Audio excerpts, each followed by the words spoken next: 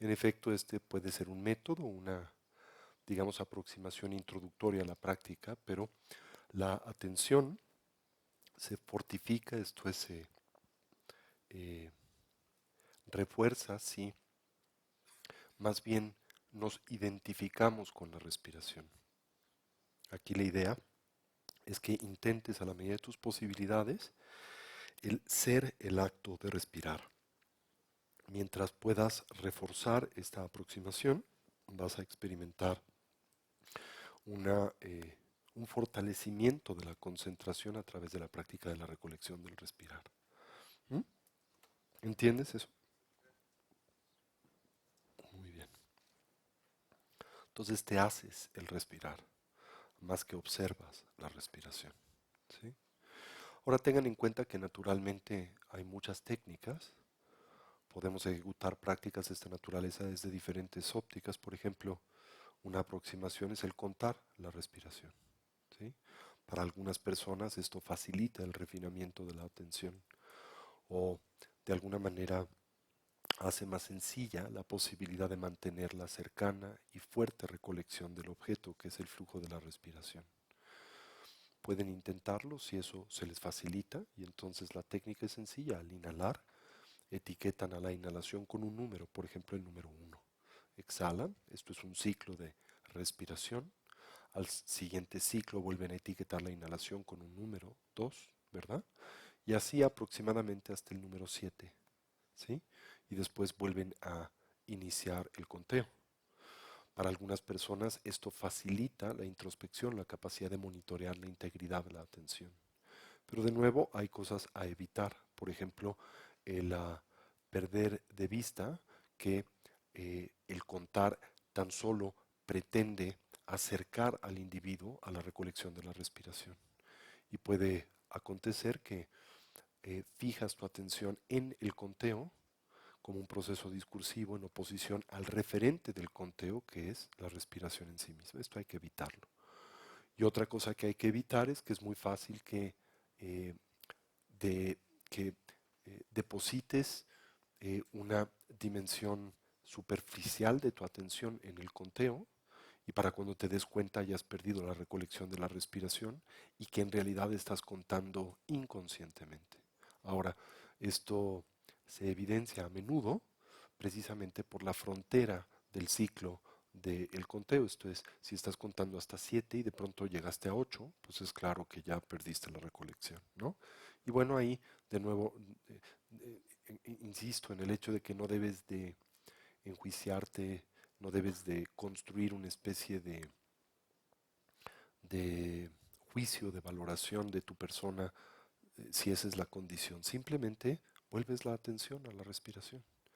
Y es muy importante que todos tengan en cuenta que naturalmente este es un proceso que toma tiempo, ¿no? Simplemente consideren cuánto es el que les ha tomado llegar a donde están. Vidas y vidas de distracción, ¿no? Como decía uno de mis maestros tibetanos, no es fácil llegar donde has llegado. Ha tomado vidas de distracción, ¿no? Entonces, el corregir estos procesos, estas tendencias habituales, pues naturalmente toma tiempo y hay que tener paciencia. A veces el progreso en el desempeño contemplativo no se mide en términos de semanas, se mide en términos de años, ¿sí? Ahora, tampoco piensen que es una empresa de 30 años, ¿no? O sea, en cuestión de relativamente poco tiempo, 2 o 3 años, uno empieza a genuinamente notar el avance en el desempeño de la atención. Y esto tiene una miriada de repercusiones en nuestra calidad de vida en general. Ahora, evidentemente esto viene acompañado como las prescripciones médicas, ¿verdad? Como los medicamentos, con una rúbrica pequeñita. ¿Sí? Y esa rúbrica pequeñita es siempre y cuando practiques. Si no practicas, no hay progreso. ¿Sí? Y especialmente al inicio del entrenamiento contemplativo, la asiduidad es muy importante. Si no tienes asiduidad, lo que ganas en un día lo pierdes en otro. ¿Sí? Es un poco como el ejercicio físico. Es muy similar, ¿no? Si eres ese tipo de persona que eres atleta de fin de semana, te vas a morir en un infarto al corazón, ¿no? O sea, de esos que corren el maratón los sábados y el resto de la semana no hacen nada, ¿sí? Evidentemente es algo que tienes que cultivar disciplinadamente, día con día, y vas construyendo, ¿verdad? Resistencia física. Al principio es un martirio, esto es cuando empiezas, por ejemplo, a correr, ¿no? Y sientes que estás literalmente sacando el corazón y que te vas a morir. No puedes concebir cómo a alguna persona le pueda gustar hacer ejercicio, ¿no es cierto? Y al mismo tiempo concibes que es imposible lograr condición física. Si en ese momento alguien te dice, es viable correr un maratón y es la primera vez que corres y después de 100 metros te estás muriendo, piensas, esto es imposible, ¿no? Pero continúas y tienes perseverancia y poco a poquito se va generando la condición física. Y luego viene un umbral en donde deja, por ejemplo, si estás corriendo, como ejemplo, ¿no? Deja de ser desagradable y ahora empiezas a encontrar el gusto de correr. Y por ejemplo, notas el efecto que tiene en la calidad del día, el día que haces ejercicio y el día que no haces ejercicio. Lo sientes, ¿no? Sientes claridad mental, ¿no? Por las endorfinas que se disparan al hacer ejercicio. Y en oposición, cuando no lo haces, sientes el cuerpo como pesado, como falto de agilidad, como hasta sucio lo sientes, ¿no? Bueno, lo mismo sucede con la meditación. Al principio, naturalmente demanda un esfuerzo y piensas es imposible y es muy difícil. Vas cultivándolo y poco a poco vas logrando estabilidad hasta que llega un punto en donde la práctica contemplativa es un gozo, ¿no? Y produce efectos muy significativos en tu desempeño vital en general. ¿Ok? ¿Alguna otra pregunta? ¿Sí? Bueno, tengo una duda, a lo mejor es un poco tonta, pero siempre que tú dices en el momento en que la gota indestructible se fisura, yo me pregunto, ¿y luego qué pasa? ¿Se reconstituye o qué? ¿Te vas a morir? Sí. No, en realidad el único momento en donde genuinamente la gota indestructible se fisura es durante el tránsito del morir. No hay otra condición que propicie ese evento, por lo menos no del todo, ¿sí? En la tradición del tantrismo budista se dice que ese proceso de transición se divide en 8 diferentes disoluciones simultáneas. 4 que corresponden con los procesos que culminan en la muerte clínica y 4 que corresponden a procesos más sutiles vinculados a la mente sutil, esto es la conciencia sustrato y el florecimiento de la luz clara esencial de la mente que eh, finaliza con la separación de la conciencia del cuerpo y que es el momento que la tradición budista realmente contempla como el tránsito del morir y que en una persona común y corriente toma en promedio unos 72 horas después de la muerte clínica en general. ¿Sí? Entonces, durante ese proceso, en efecto, lo que acontece es que primero se atrofia y se desorganiza el cuerpo físico y todos sus constitutivos. Después se atrofia y se desorganiza el cuerpo adamantino, el cuerpo de energía. Y finalmente se atrofia y se desorganiza el cuerpo en extremo sutil, que es la gota indestructible. Y cuando ésta en efecto se quiebra, ese es el momento en donde la conciencia se separa del cuerpo y ese es el momento en donde acontece el morir genuinamente. ¿Sí?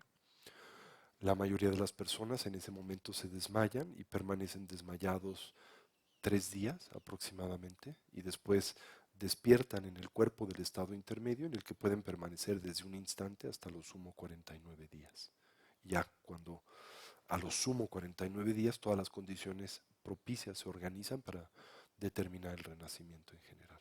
Entonces, mientras hacemos la meditación, más bien, lo que pretendemos a través de este símil, este medio, es simplemente propiciar como el surgimiento de la luz clara esencial, no exactamente el que se rompa la gota indestructible. ¿Sí? De hecho, aunque quisieras, no, no sucede. ¿Ok? ¿Sí? Atrás de ti, atrás, atrás.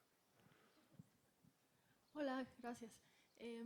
Hace rato diste el ejemplo de, por ejemplo, un coche que se avienta por un barranco y Sí, ya que está volando ya no se puede hacer nada. Y quería saber, por ejemplo, si hay una condición física que ya existe, por ejemplo, que te digan no puedes tener hijos. ¿Sirve de algo hacer la yoga de deidades con Vajrasattva? O también si por ejemplo hiciste algo malo que ya se consumó, por ejemplo, mataste a alguien. Bueno, no, yo no hice eso, pero suponiendo, Sí, claro, ¿se puede entiendo. aplicar o ya no Ok. funciona? Por ejemplo, por lo que concierne a tu primera pregunta, todo depende, ¿no? Vale la pena siempre intentarlo, pero sí, la razón por la que, por ejemplo, no puedes tener hijos es el ya definitivo florecimiento de algún tipo de potencial kármico, no importa lo que hagas, no lo vas a poder revertir. No digamos la práctica de Vajrasattva, una práctica de purificación o lo que fuere, sino tampoco ningún método médico o físico te ayudará, ¿sí? Ahora, no siempre este es el caso. Puede darse la condición en donde la razón por la que, por ejemplo, tú no puedes en este momento tener hijos es una obstrucción temporal que te gusta de una trompa de falopio, ¿no? En ese sentido, en realidad, esa condición no es consecuente de que el karma que inhiba del todo tener hijos esté floreciendo, sino que lo que está floreciendo es un karma que temporalmente produce pues un impedimento para las funciones corporales adecuadas. Y en ese contexto, prácticas como las de Vajrasattva, prácticas como las del Buda de la medicina, ¿verdad? Vaisaya Guru, o prácticas eh, como las del Tonglen, el tomar y el dar, puede en efecto ayudar y puede disipar ese oscurecimiento temporal y propiciar el que en efecto puedas pues tener hijos, ¿no? Así que como es tan difícil saber cuál es la condición, vale la pena intentarlo, ¿ok? Ahora, acuérdate que en la tradición budista se dice que el karma madura del todo cuando cuatro condiciones están presentes. Esto es, se consolida o se acumula un potencial kármico cuando cuatro elementos están presentes. Un objeto, una intención, una acción, un resultado acorde con la acción y una reafirmación motivacional. Por ejemplo, ¿no? El karma de matar. Hay un objeto a matar, una persona. Hay la intención de matarle, la acción que te conduce a agredirla, un resultado acorde con la acción. Esa persona muere en consecuencia de la agresión que propinaste en su contra. Y una reafirmación motivacional, esto es, una vez que esto acontece, tú afirmas, qué bueno que la maté. Con todos esos elementos presentes acumulas el karma de matar, se consolida el karma de matar. ¿Me doy a entender? Pero no siempre están presentes. Por ejemplo, puedes haber matado a una persona y generas un genuino arrepentimiento por lo que has hecho. Ese arrepentimiento impide que el karma completo de matar se consolide y ahora tan solo se consolida una parte o una dimensión del mismo, pero no completa. Por favor, esto no quiere decir que no tendrás consecuencias negativas por el hecho de matar, aunque te arrepientas, pero que el arrepentirte disminuye la intensidad de ese karma, porque el karma no se completa, porque no hay reafirmación motivacional. ¿Me doy a entender? O puedes intentar, por ejemplo, hay un objeto a matar a una persona, la intención de matarla, te acercas a agredirla, pero tan solo la puedes herir y no la puedes realmente matar. No puedes acumular el karma de matar porque técnicamente no mataste a la persona, la heriste. Ahora acumulas el karma de herir. ¿Me doy a entender? Que es mucho menos intenso que el de matar. O hay una persona a la que deseas matar y tienes toda la intención de matarla, pero nunca haces algo para matarla. No puedes acumular el karma de matar porque técnicamente nunca hiciste algo para matarla, pero acumulas el karma de la intención de matar, que de todas maneras es negativo, pero infinitamente no es lo mismo desear matar a alguien a matarlo, ¿no? Mucho menos intenso. Entonces, pues depende de estos factores el que se acumule el karma, que el que se consolide el karma completo, por ejemplo, de una acción como la de matar. Así que si ya has matado a alguien y aún después de años surge en ti un genuino arrepentimiento, esto altera la integridad de ese karma en general. ¿Sí? Yo tengo, ¿Quién?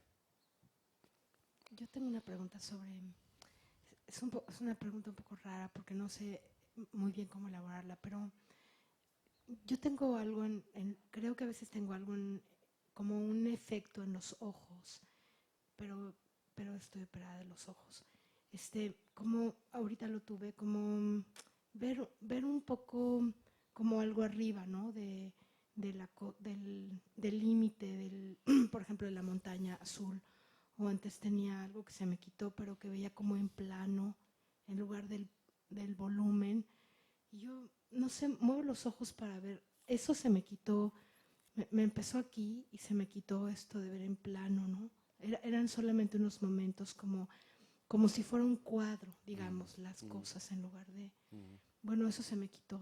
Y ahora me pasó esto con la montaña, como si tuviera un color diferente arriba, ¿no? Un azul de mar o a veces una cosa que estaba aquí que tiene unos colores del lado de acá, de la orilla o algo así. Y yo, cuando me ha pasado eso, tengo un poco la sensación de que, como tengo esta cosa de los ojos, de una operación de las cataratas y lentes y todo eso, entonces no sé cómo moverme en esa... Ok. Bueno, independiente al hecho de que es posible que el causal de estos fenómenos sea físico, esto es algo vinculado precisamente al problema ocular que tienes. Yo creo que lo que es importante es tener presente que cuando nosotros nos involucramos y lo hacemos disciplinadamente con una práctica, una disciplina contemplativa en términos generales, es común, casi es de cajón el hecho de que la misma venga acompañada de lo que en la tradición budista llamamos ñams. Y los ñams son experiencias meditativas. Las experiencias meditativas se detonan en consecuencia de una enorme variedad de condiciones y circunstancias, simple y sencillamente propensiones mentales que están presentes y a través de la draga meditativa se manifiestan, ¿no? Lo importante es que el practicante no deposite demasiada importancia en esas experiencias meditativas, dado el hecho de que surgen, se despliegan y desaparecen, ¿sí? Entonces la recomendación para ellas es simplemente observarlas así como experiencias meditativas, de las cuales hay muchos tipos, clases, condiciones, no son realmente importantes. Simplemente representan la maduración de sus hábitos, tendencias, impresiones en consecuencia de la fuerza de la meditación. ¿Sí? Yo. Buenas tardes. Mi pregunta es, por ejemplo, alguien que ya falleció Sí. y no tuvo este conocimiento o aunque no lo haya tenido, no tuvo una vida, digamos, virtuosa o buena. ¿Y nosotros podemos hacer algo por esa persona o no? Por la persona que fallece, que nos puede, que se haya ido de esa forma.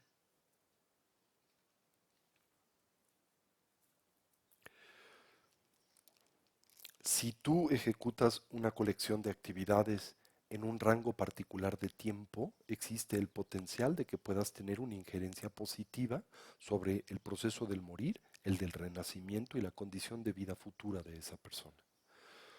Específicamente si esas acciones se ejecutan en el tránsito entre la muerte, en el proceso propio del morir, ¿verdad? Y particularmente en el tránsito entre la muerte clínica y el momento en donde comúnmente una persona experimenta el desmayo de lo que se llama la negrura cercana al logro, que acompaña la separación de la conciencia del cuerpo en el momento del morir. Ese tiempo es de aproximadamente entre 30 y 45 minutos, ¿sí? O sea, en el momento en que para el corazón, cesa el proceso respiratorio, el cardiovascular, ¿verdad? Y la persona manifiesta eh, la suspensión de la actividad cerebral, eso es la muerte clínica. Tienes una ventana de oportunidad de 30 o 45 minutos aproximadamente, en donde la persona es particularmente receptiva y es particularmente vulnerable a algún tipo de intervención. La mente se halla en una condición mucho menos dualista, en una condición mucho menos aflictiva, digámoslo así, dado el hecho de que has transitado de la conciencia grosa a la conciencia sutil y esta se dice a veces es 7 veces más clara que la conciencia ordinaria. Entonces es un buen momento para dar algún consejo de corazón a la persona. Eh, no está técnicamente muerta, la conciencia sigue presente en el cuerpo, digo, a menos de que el cuerpo haya sido movilizado de una forma en extremo brusca o luego, en el instante de la muerte clínica se lleven a la persona para cremarla, entonces todo ese proceso se acelera. Pero si hay condiciones propicias, el cuerpo no se moviliza muy bruscamente, no se le manipula bruscamente y dejan que esa persona esté tranquila una hora, hora y media, por dar un ejemplo, ese es un momento, insisto, particularmente propicio para la sugestión. Y entonces debes o puedes compartir con esa persona algún consejo esencial, como por ejemplo eh, consejos vinculados a lo que acontece durante el tránsito del morir, las experiencias a las que muy probablemente se verá expuesta o expuesto durante ese proceso, cómo lidiar con ellas, contemplarlas como sueños, porque son muy similares de hecho a los sueños, evocar alguna figura que espiritualmente le produzca tranquilidad y paz, dependiendo de su propia orientación espiritual, ¿verdad? Todo eso le puede ayudar mucho. En el momento previo al morir, ¿sí? Antes de que esto acontezca, si las condiciones son favorables, y no siempre lo son, pero si se dan, el tratar de instar a esa persona a corregir los errores grosos de su vida, pedir perdón a quien le tenga que pedir perdón, ¿no? El, eh, no sé, el corregir alguna acción negativa, fundamental que haya cometido en la vida. Y no importa que le den o no perdón, lo importante es que lo pida, ¿sí? Entonces, si esa persona tiene esa capacidad en ese último momento, es algo muy favorable para el tránsito del morir. Es también muy importante que ayudes a esa persona a transitar ese proceso en el estado mental y emocional más tranquilo posible, dado el hecho de que el registro mental y emocional que nosotros experimentamos y expresamos durante esa transición es en extremo influyente para el proceso del estado intermedio y eventualmente el renacimiento. Así como lo último que haces antes de irte a dormir es particularmente influyente en el contenido de tus sueños. Si te vas a dormir con hambre, sueñas en hamburguesas, ¿no? Si te vas a morir enojado, tienes pesadillas, así.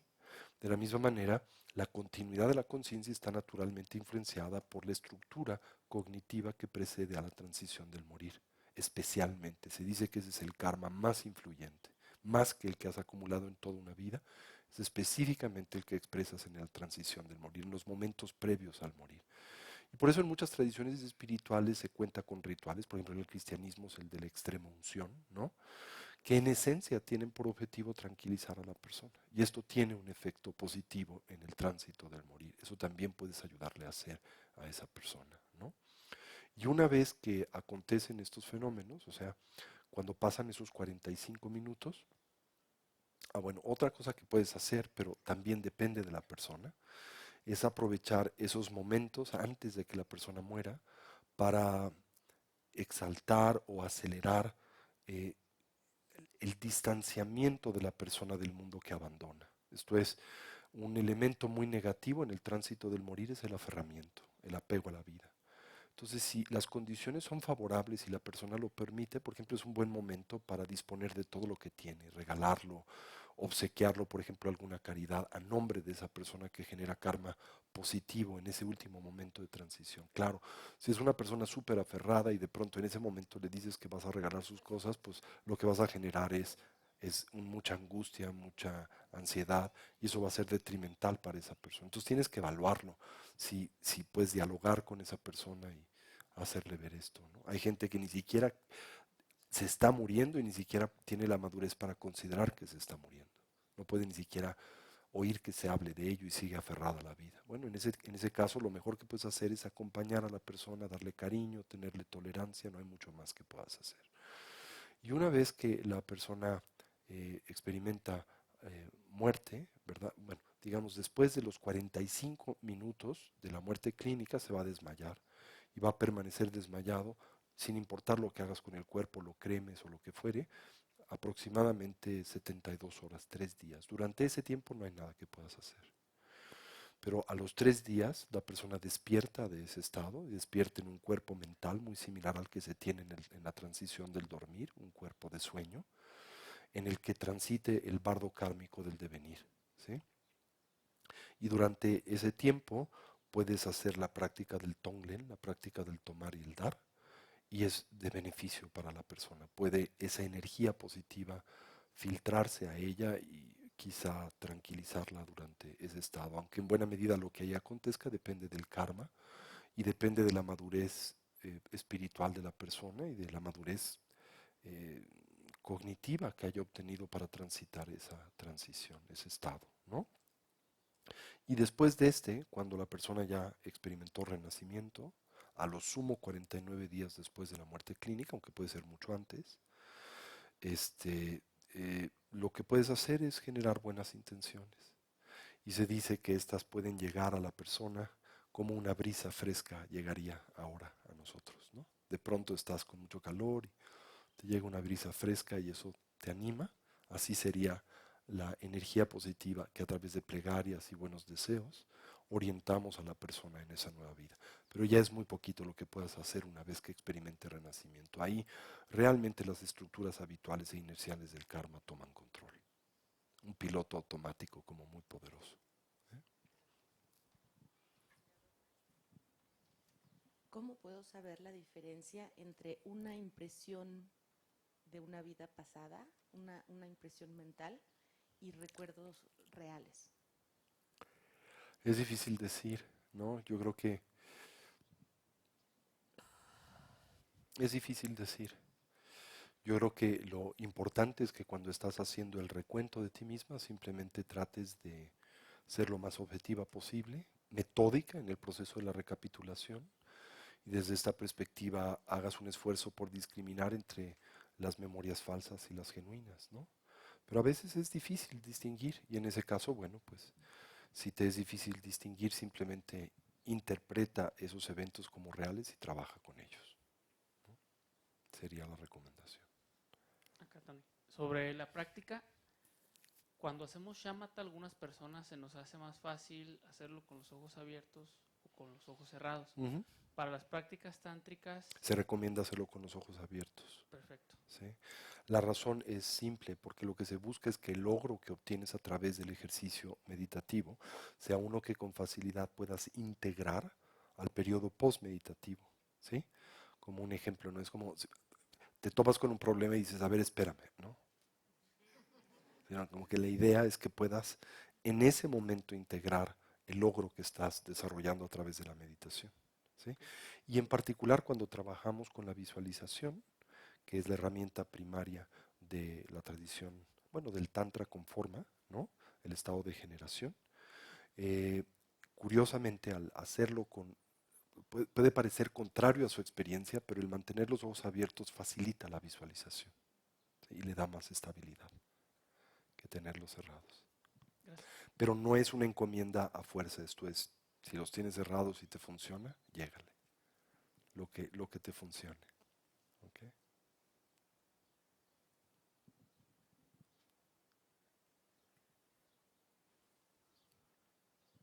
Maestra, una preguntita.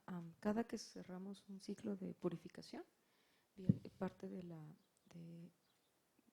la práctica menciona que todas nuestras limitaciones verbales o lo que fuere se ven purificados tanto para las propias como para de los seres que nos rodean. Eso es una buena aspiración, es una actitud altruista, pero la purificación de los demás depende del quehacer de cada uno. O sea, la práctica de purificación en sí misma no sirve para purificar el karma de otros. El karma de cada uno es personal y cada uno tiene que trabajar con él. Pero te preguntarás, entonces, ¿por qué lo hacemos? Porque aquí lo que estamos cultivando es una mentalidad altruista, un espíritu de generosidad. ¿Me entiendes? Ahora, ¿puede tener eso un efecto en el otro? Puede ser. Por ejemplo, hoy sabemos, inclusive desde una perspectiva científica, que la plegaria tiene un enorme poder, que por ejemplo, si tienes dos grupos de control, una persona que está enferma, ¿ok? Y es objeto de la plegaria de un grupo determinado para su restablecimiento.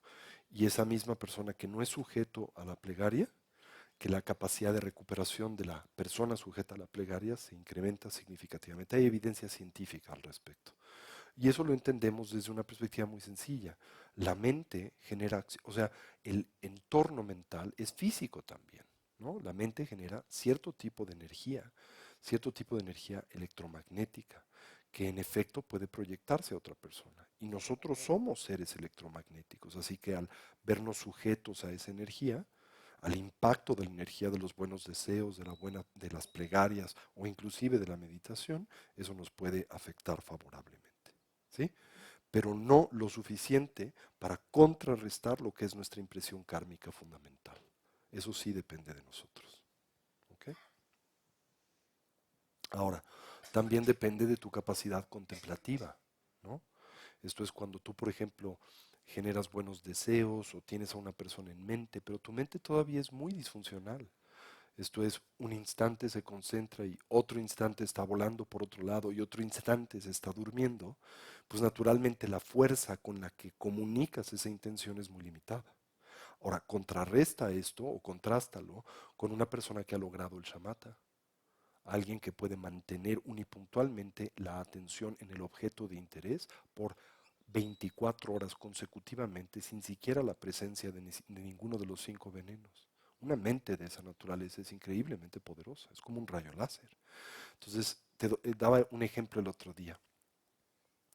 Ustedes saben que uno de los problemas básicos que se tienen para los viajes interestelares, esto es, para los viajes en el espacio, son las distancias, ¿no? Y uno de los problemas que acompaña a el de la distancia es el de la transmisión de datos, que son naturalmente indispensables para una misión estelar, una misión espacial, ¿no?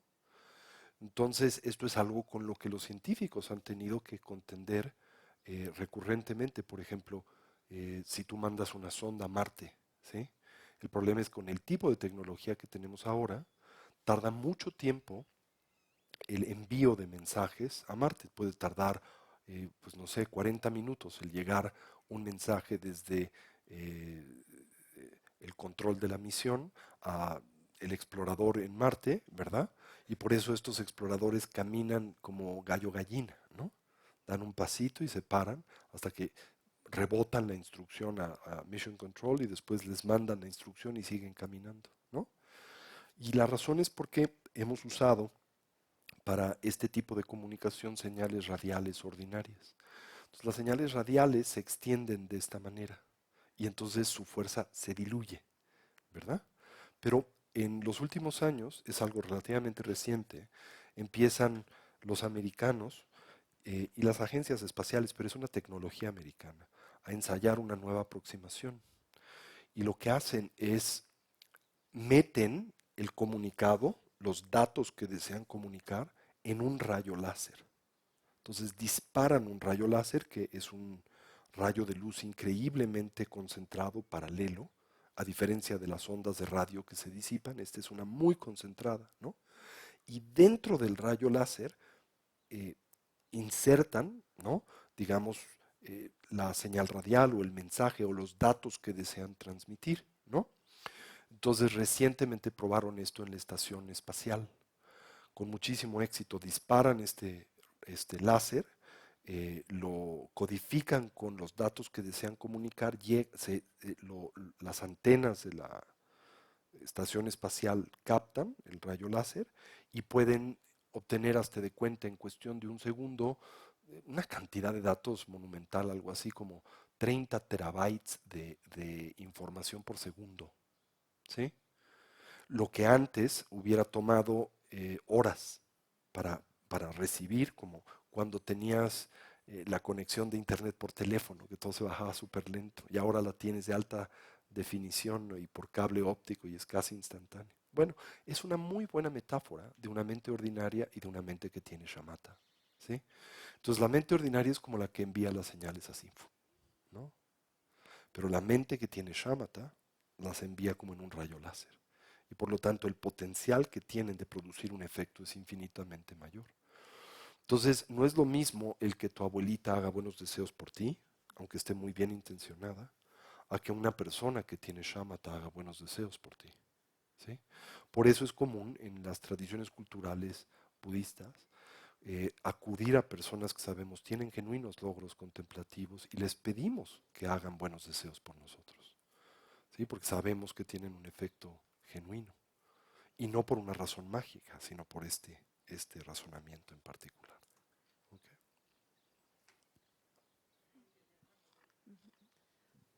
Maestro, estábamos hablando, bueno, hace un rato nos mencionabas de los sueños y todo esto, ¿no?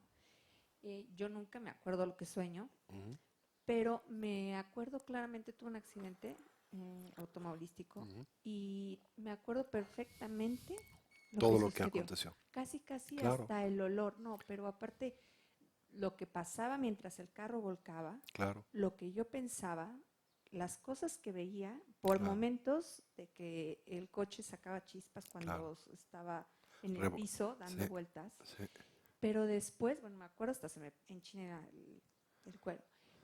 Después me acuerdo que veía un trigal un árbol a lo lejos, una luz, una paz, casi casi puedo recordar hasta el aroma, Sí, claro. el viento en mi cara, Sí, perfectamente. sí, Y con la sensación de paz y como a la vez, pero al mismo tiempo, como mi cuerpo adentro del auto sí. se desvanecía como una pelusa que se ve en el aire, así, así de frágil, con esa fragilidad. No sentía dolor, ningún golpe, nada, pero no traía cinturón de seguridad y venía en la Sí. parte de atrás del carro a 180, Sí. casi 200.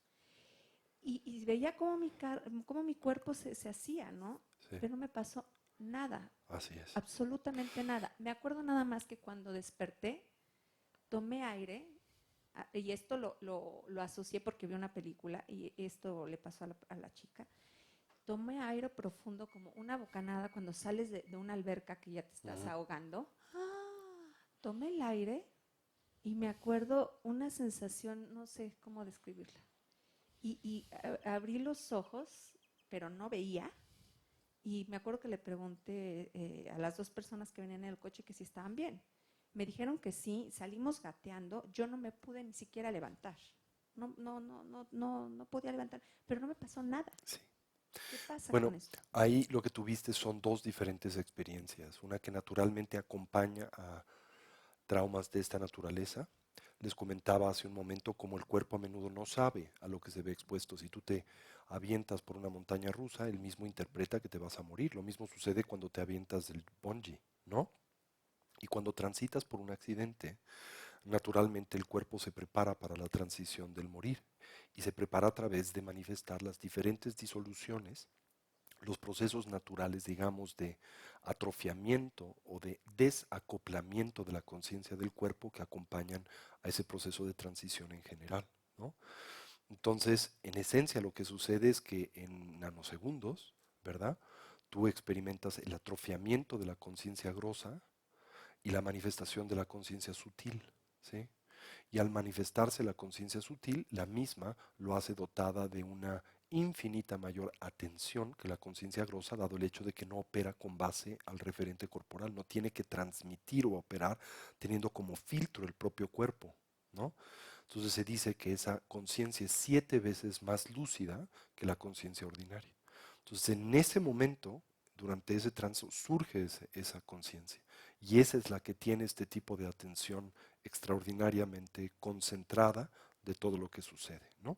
Inmediatamente después probablemente lo que experimentaste es una experiencia extracorporal, en donde la conciencia se desengarza del cuerpo por un trauma muy fuerte, un golpe, ¿no? Y hay de diferentes tipos, hay personas que inclusive se ven, ¿no? Ven el cuerpo tirado en un lugar, ¿verdad? Con una percepción a distancia del cuerpo. O ven cómo llega alguien a atender a ese cuerpo. O sea, puedes tener o contar con experiencias muy objetivas que después puedes contrastar y ver si en efecto sucedieron o no, ¿verdad? Oír conversaciones o lo que fuera, o desplazarte por diferentes lugares. Y después, si el karma que sustenta la vida no ha terminado, ¡pum!, la conciencia vuelve a engarzarse al cuerpo, digámoslo así, en un momento como de, ¡ah!, ¿no? Y vuelves a estar, pues, encarnado, digámoslo de esa manera, ¿no? Entonces lo que probablemente tuviste es eso. Primero, aquello que naturalmente acompaña a un trauma como el de un accidente muy violento, que es la inhibición del cuerpo grosso, la transición hacia la funcionalidad del cuerpo sutil, a veces inclusive el más sutil, ¿verdad?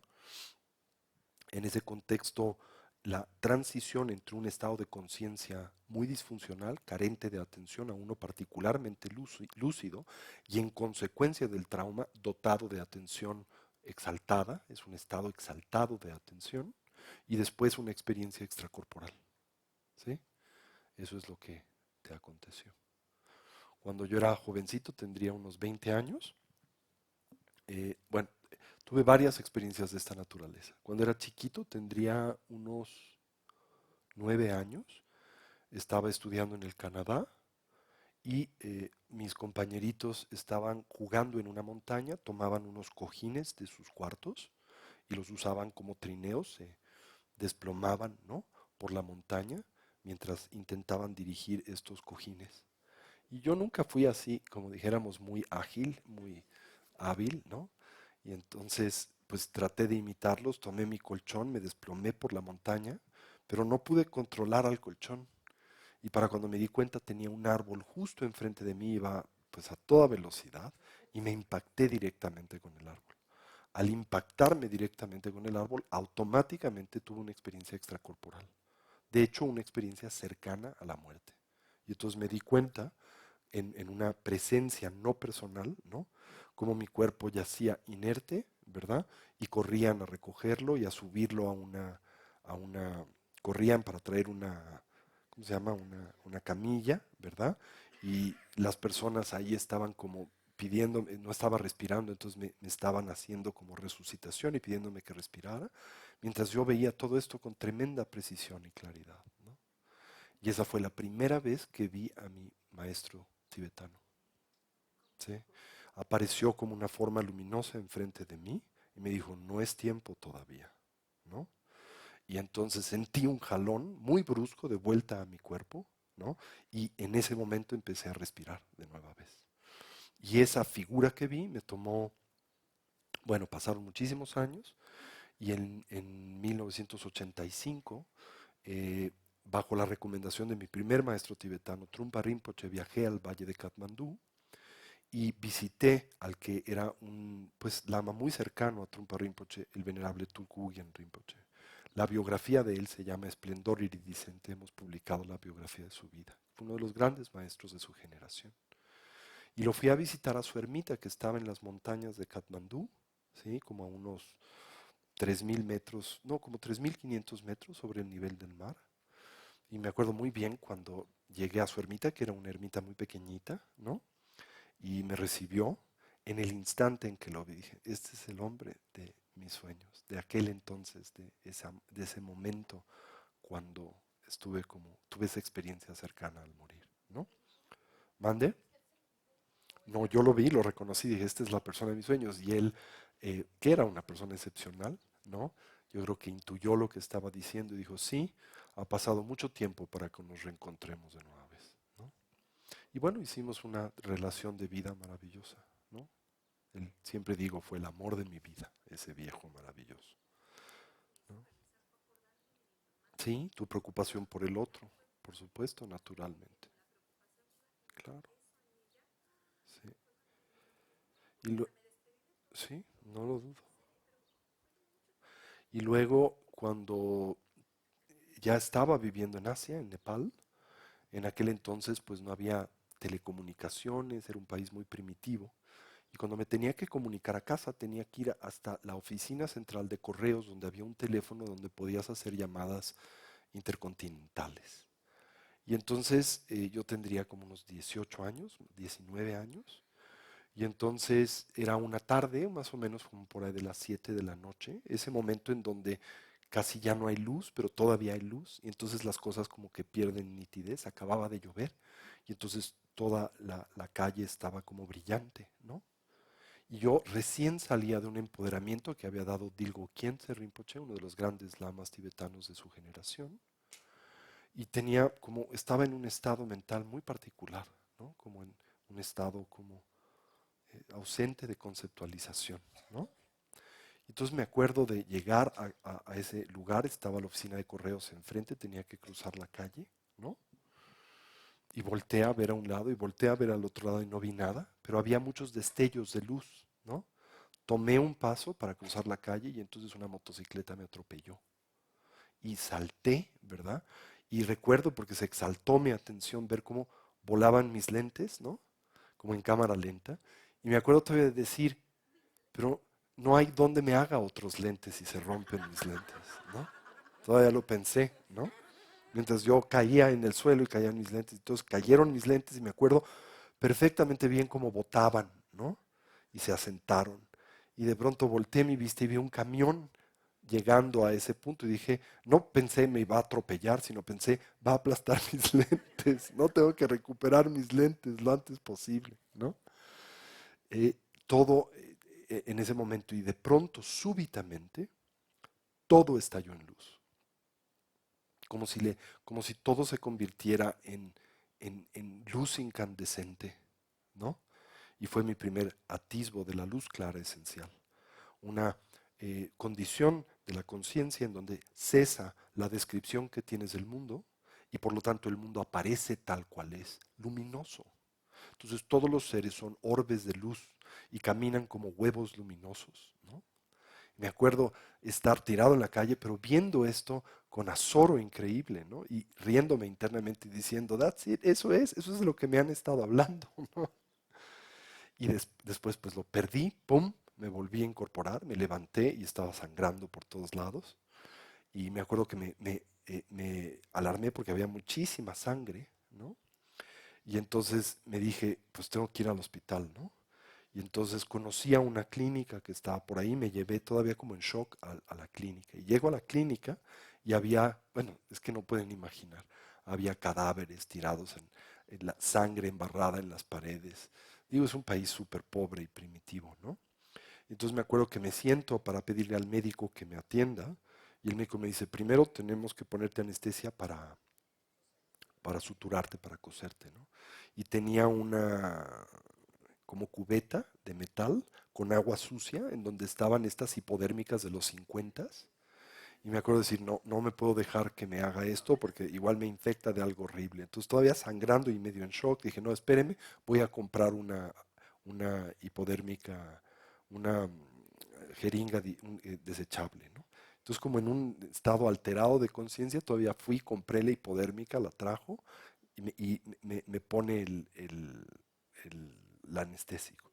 Luego me empieza a coser y el anestésico estaba caduco, entonces no sirvió para nada y el hilo estaba podrido, entonces me cosió y se echaba a perder el hilo, ¿no? Y entonces tuvo que ir por un nuevo hilo y coser, todavía tengo la cicatriz acá, ¿no?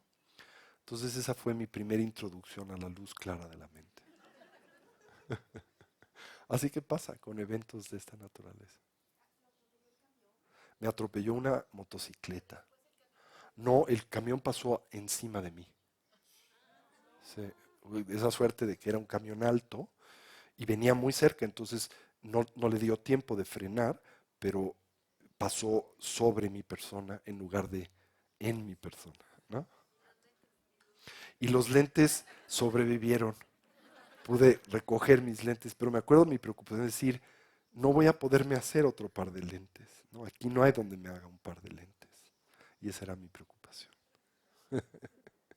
Entonces Tulkugian decía que, dada mis pocas capacidades, se requirió de un evento de esa envergadura para indicar mi naturaleza, ¿no? Y se reía mucho de eso. Bueno, pues vamos a tomar un pequeño receso. Me parece chocolate caliente para ustedes, ¿verdad? Y entonces pueden tomarlo por ahí. Y ahora pues va a ser un receso un poquito más breve. Nos vemos de vuelta a las 8. Les tenemos que compartir una pequeña presentación de nuestro Centro de Investigación Contemplativa en Valle de Bravo. Y después pues desearía avanzar un poquito en el texto de Yang Gonpa. ¿Ok? Tony, sobre la tienda, ¿Qué pasa ¿vas con a la hacer tienda? algún anuncio sobre...? Creo que cierran la tiendita, ¿no? Sí, Es el último el último momento horario de la que tienda. pueden. Es un buen momento para hacer compras de pánico. Bueno, muchas gracias.